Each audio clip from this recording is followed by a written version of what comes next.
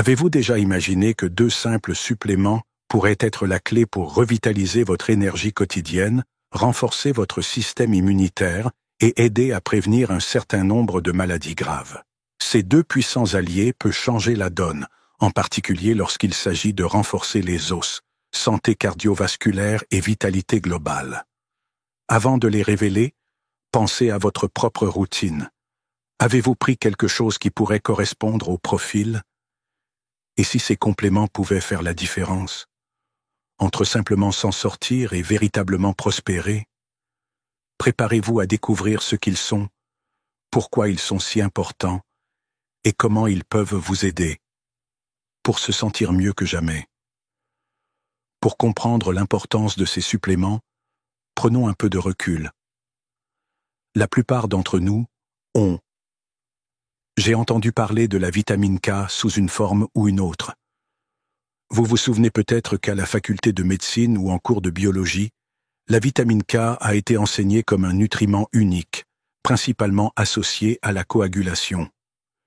L'histoire semblait simple.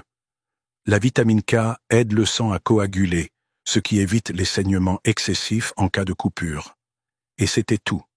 Mais la science moderne a révélé une image beaucoup plus complexe et fascinante. Nous savons maintenant que ce qu'on appelait autrefois simplement vitamine K existe en réalité sous plusieurs formes, souvent appelées vitamères. Jusqu'à présent, les chercheurs ont identifié au moins 22 vitamères différents de vitamine K. Parmi eux, il existe 10 variantes généralement appelées K1 et 13 sous-types qui relèvent de K2. Cette diversité a ouvert des possibilités incroyables pour exploiter les bonnes formes de vitamine K. Promouvoir des aspects spécifiques de la santé. K1 s'intéresse principalement à la coagulation, aider le sang à coaguler correctement. C'est pourquoi il était au centre de l'attention dans l'enseignement traditionnel. Cependant, son cousin, la vitamine K2, fait quelque chose d'encore plus remarquable. Elle joue un rôle crucial dans la minéralisation osseuse et la flexibilité vasculaire. En d'autres termes, la vitamine K2 influence la capacité des os à retenir les minéraux, comme le calcium et l'élasticité des vaisseaux sanguins au fil du temps. Pourquoi est-ce important? Parce que les vaisseaux sanguins rigides et calcifiés peuvent causer de graves problèmes cardiovasculaires, comme l'hypertension, pression artérielle élevée, et un risque accru de crise cardiaque. Lorsque nous parlons de maladies cardiaques, de durcissement des artères et de complications associées, on parle généralement d'accumulation de plaques et de calcification. La vitamine K2 aide à diriger le calcium aux bons endroits, os et dents, et loin des zones où il peut causer des dommages, comme les artères et les organes. Ce rôle central a fait de K2 une étoile montante en cardiologie et est souvent mentionné en conjonction avec la coenzyme Q10, une autre substance puissante qui soutient la santé cardiaque. Analysons comment K2 le fait. Dans le corps, il existe des protéines qui dépendent de la vitamine K pour fonctionner, souvent appelées VKDP, protéines dépendantes de la vitamine K. Les scientifiques ont identifié au moins 15 d'entre eux jusqu'à présent. 2 des plus importants dans cette conversation sont l'ostéocalcine et la MGP, protéine GLA, de la matrice. Lorsque le MGP est carboxylé, une façon élégante de dire activé, il a besoin de vitamine K2 pour compléter ce processus. Une fois activé, le MGP peut lier le calcium en l'éliminant efficacement des tissus mous tels que les artères, les reins, le cœur et même le cerveau. Il guide le calcium loin de ces endroits et le redirige là où il doit être, vos os et vos dents.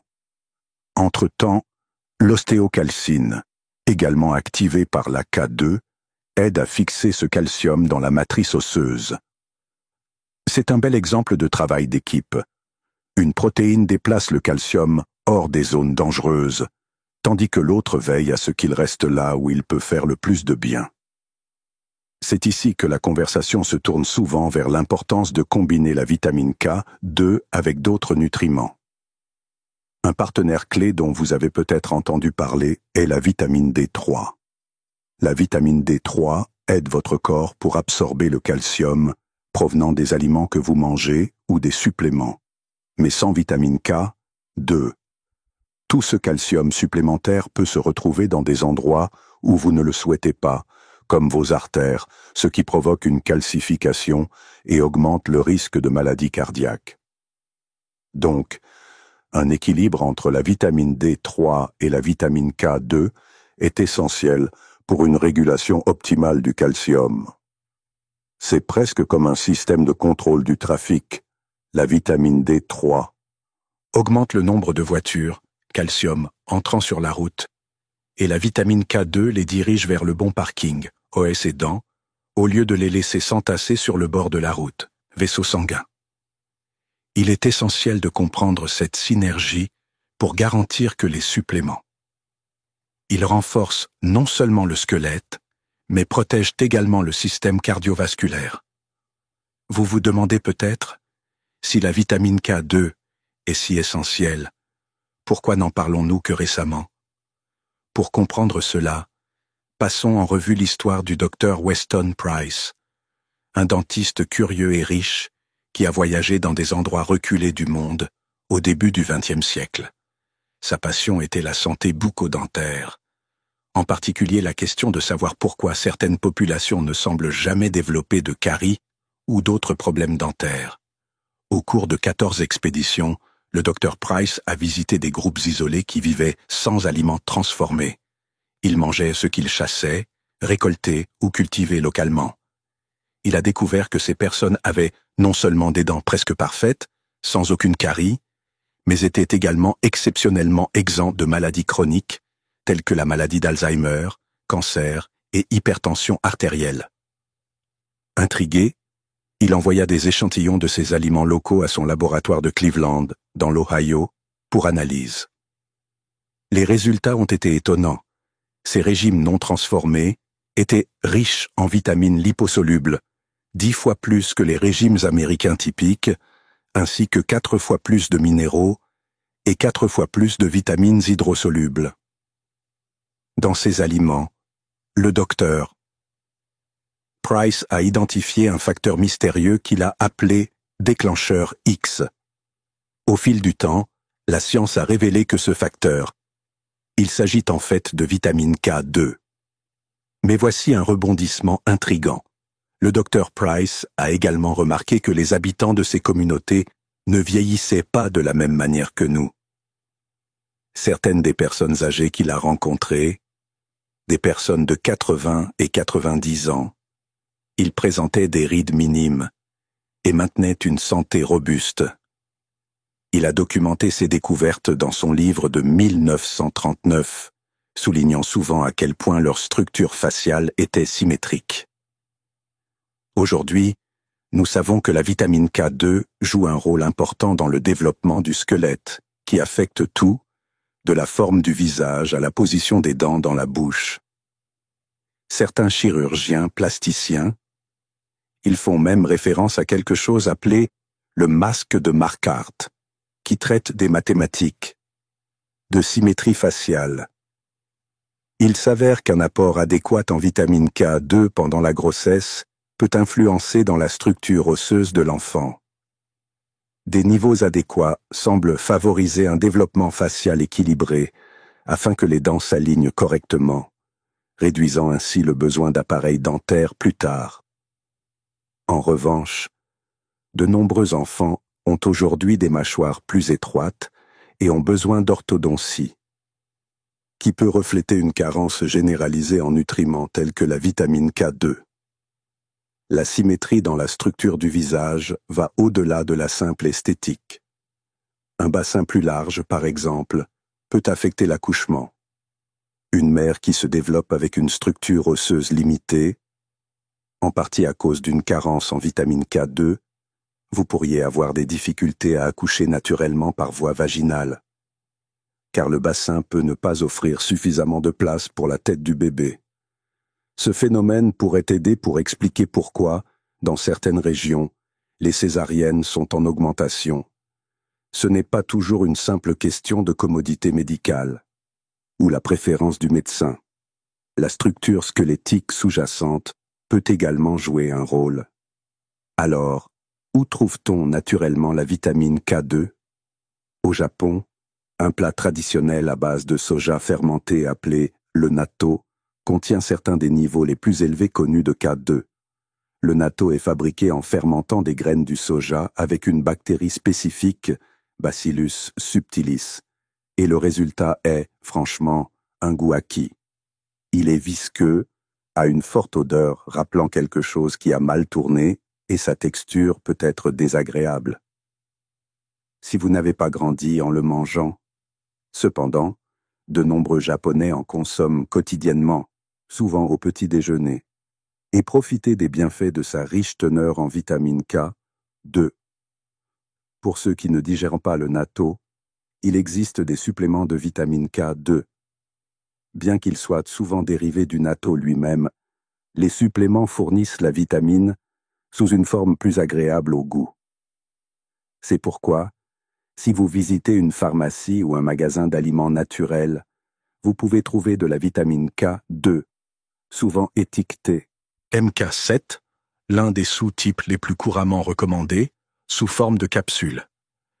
Historiquement, nos ancêtres recevaient beaucoup de K2 parce qu'ils mangeaient ce que nous appellerions aujourd'hui de la tête à la queue.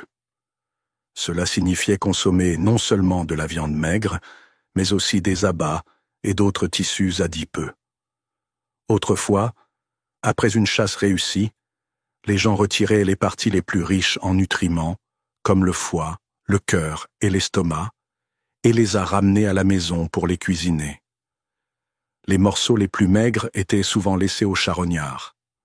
Les abats contiennent des vitamines importantes que l'on ne trouve pas en grande quantité dans la viande maigre. Aujourd'hui, nous avons tendance à faire le contraire. Nous allons au magasin et choisissons des morceaux de viande maigre, souvent en jetant ou en ignorant les viscères et les graisses animales. La croyance s'est également répandue que les graisses saturées sont nocives. C'est pourquoi les gens hésitent à manger des choses comme du bacon ou de la couenne de porc, croyant qu'ils ne sont pas en bonne santé.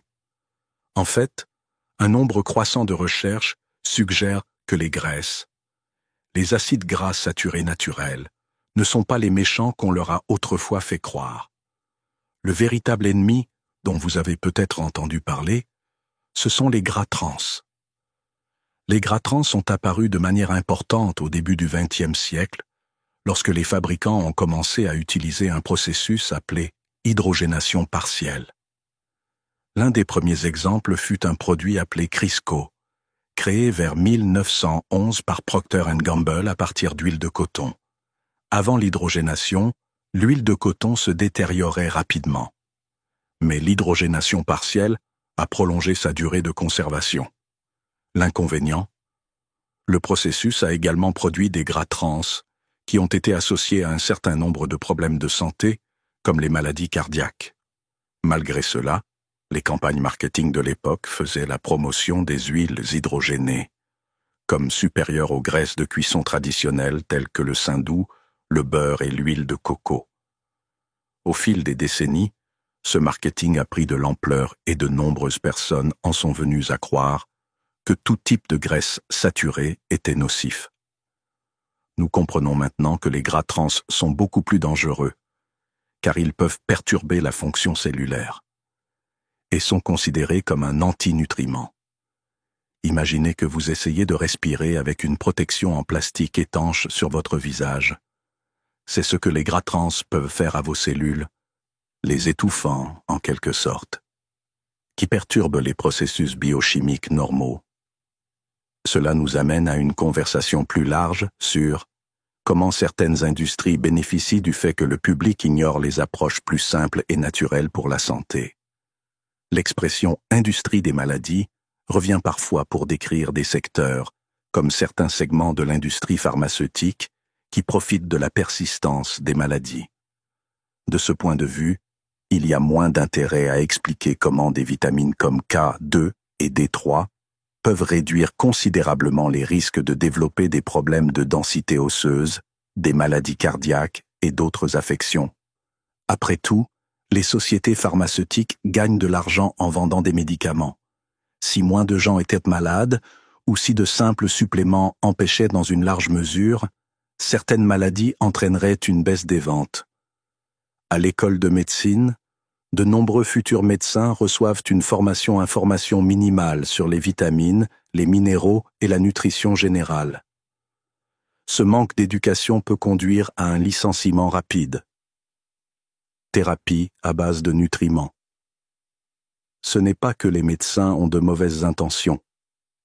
Ces sujets ne leur sont tout simplement pas enseignés de manière approfondie. Il est donc souvent plus facile de dire qu'une vitamine. Il est inutile de passer du temps à se renseigner sur ses avantages et sur les preuves de plus en plus nombreuses qui les étayent. Il y a ensuite l'effet domino des effets secondaires des médicaments. Un médicament peut aider avec un symptôme ou une condition particulière, mais peut également créer de nouveaux problèmes dans d'autres parties du corps. Ce nouveau problème peut nécessiter un autre médicament pour le traiter, ce qui pourrait provoquer un autre effet secondaire, et ainsi de suite. Cette chaîne peut laisser les personnes âgées ou celles atteintes de maladies chroniques avec de multiples ordonnances. En fait, il n'est pas rare qu'une personne de 60 ou 70 ans prenne 5 ou 6 médicaments différents par jour, sans savoir ce qui traite réellement leur maladie d'origine et ce qui contrecarre les effets secondaires. Cela devient un cercle vicieux. La situation actuelle de l'agriculture moderne ajoute à la complexité de la situation. Un autre concept crucial à comprendre est « vous êtes ce que votre nourriture a mangé ». La qualité nutritionnelle des plantes dépend en grande partie de la santé du sol. Si le sol est appauvri ou plein de pesticides, les microbes et champignons bénéfiques qui aident les plantes à absorber les minéraux peuvent être détruits. Une plante cultivée dans un sol appauvri devient faible sur le plan nutritionnel. Lorsqu'un herbivore mange cette plante faible, le profil nutritionnel de l'animal est également affecté.